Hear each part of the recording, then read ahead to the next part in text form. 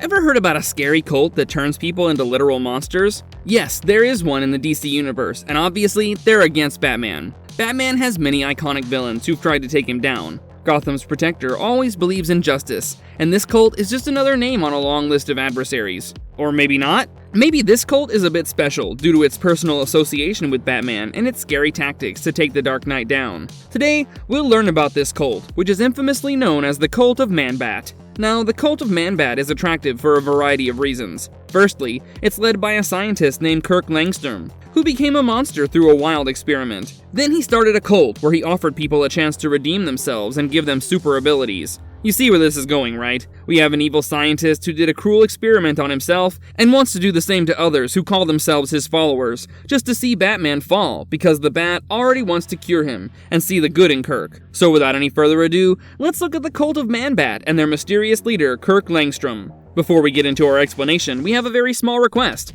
If you like our content, please support us by subscribing to our channel. This is a small click for you, but for us it means a lot. Thank you. Let's begin. Who is the leader of the Man-Bat cult? Kirk Langstrom has an exciting story and has been on both sides of the law. First, he was a respected scientist who helped Batman exercise justice. Still, suddenly things turned disastrous for him after a failed experiment, turning him into a devious monster who's completely feral and looks for an opportunity to eat Batman. So now you may be wondering how this failed experiment turned him into a monster. Langstrom was one of the best scientists of his time, and he tried to devise a special serum from bat DNA. The scientist believed this special serum would give him some super cool abilities. Spoiler alert, it ended up turning him into a monster instead. Langstrom saw an opportunity in adversity and stuck with his scary Man-Bat form, giving rise to a new villain. However, his transformation from an established scientist to a true villain wasn't smooth and involved many phases. The transformation to Man-Bat didn't just have physical impacts, it massively affected his psyche. Kirk became impulsive and struggled a lot with maintaining his animalistic instincts. This conflict between good and bad adds more depth to his character and makes him one of the most intriguing Batman villains.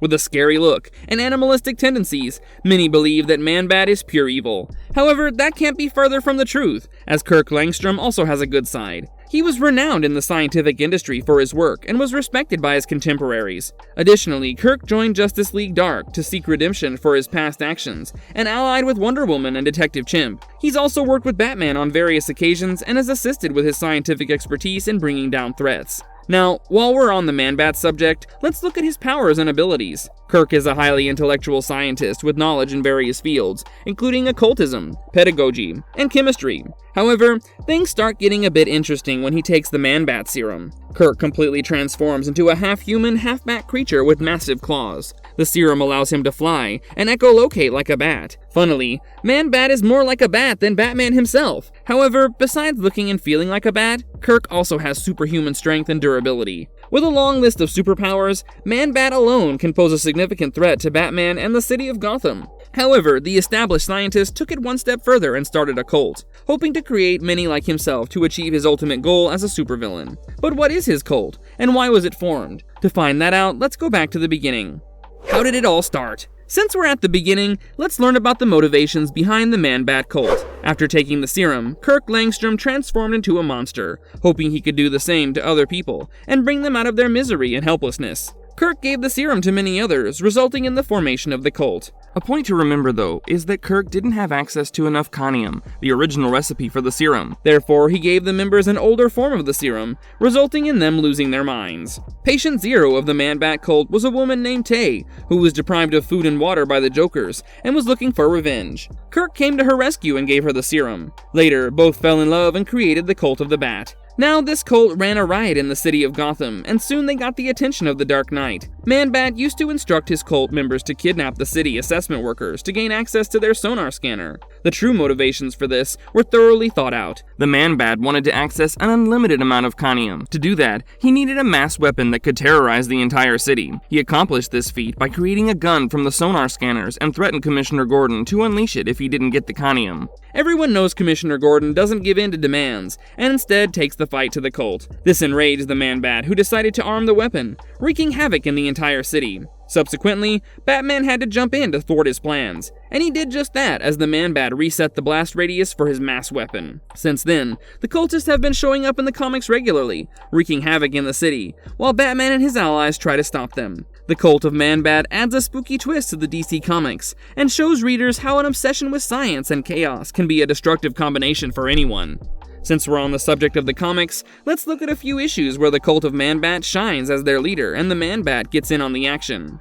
Let's Fly Together, Batman. The issues we'll explore specifically are the Batman and Robin comics, issues number 7 and number 8. Issue number 7 starts with the Man-Bat vowing for revenge against the Dark Knight. We can see the Man-Bat and his cultists gather around in a secret hideout. He's brainwashing his followers and inspiring hate against Batman. The Man-Bat believes that the Bat has taken control of the city and wants it back. He's doing this by inspiring hate and fear in his followers. With a proclamation to end Batman and his team, his speech ends. However, we meet another character called Shush, who's working as a spy for the Man-Bat. She wants to take down the Bat and needs the cult's help. However, she has extended her partnership by supplying valuable tech to the Man-Bat. The Man-Bat agrees to her wishes, but asks her to remain calm and stick to the plan. It's apparent that Batman has all the information about the cult of Man-Bat and is patiently waiting for their move. However, he later gets his hands on a cultist and tries to interrogate him in a typical Batman fashion. The cultist seems to be an average person with a stable job and a family. Batman is confused about his motivations for joining the cult. While interrogating the cultist, he swallows a serum that Man-Bat had provided him, hoping he will have superhuman abilities. Sadly, things don't go in his favor and the serum gives him excruciating pain. The cultist loses his life soon after, and Batman blames Kirk Langstrom for this calamity. During the sequence, a mysterious character asks to team up with Batman and take down the cult. The character is none other than Shush, who is planning Batman's downfall. With precarious loyalties, issue number 7 of the Batman and Robin comics ends. In issue number 8, we see more of the Man-Bat as he finally springs into action. But I'm getting ahead of myself. Let's line it up according to the story. So issue number 7 ended with Shush asking to team up with Batman. But as we all know, Batman doesn't trust anyone that quickly and asks them to prove their worth. The Dark Knight's first question is why he should trust her, and Shush replies with a commanding, "I know what he's planning and I can help you take him down." But Batman wasn't aware of Man-Bat's plans, which was a huge surprise to him. He still goes ahead with Shush's demands and follows her. Shush leads the Bat straight to the Man-Bat's cave and into the belly of the beast.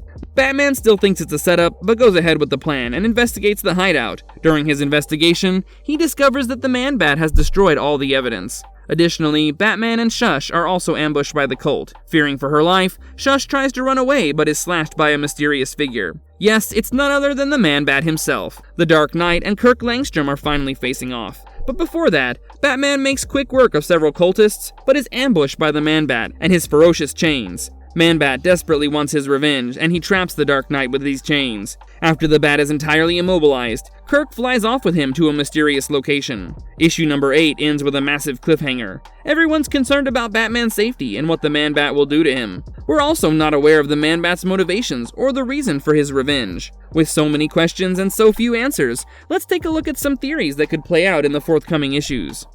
Marvelous verdict. The cult of the Man-Bat has made a surprise entry into the DC universe, inspiring massive chaos in Gotham City. Kirk Langstrom is known for his intellect and scientific brilliance. That, coupled with his thirst for revenge and superhuman capabilities, can make him a formidable foe for Batman. Additionally, he's also started a cult where his followers worship him and can go to great lengths for him. With a brainwashed army and the powers of a bat, Kirk Langstrom is finally getting his due in DC Comics. Although the cult of the Man-Bat is perceived to be extremely scary, it doesn't come off that way. It seems like a threat too basic for the infamous Dark Knight. Batman is expected to make easy work of the Man-Bat and his cult, but we still don't know what Kirk has under his belt. With uncertain loyalties and precarious outcomes, a marvelous showdown is expected between Batman and the Man-Bat in the forthcoming issues. So subscribe to Marvelous Videos channel, and stay tuned for further updates about the Batman and Robin comics.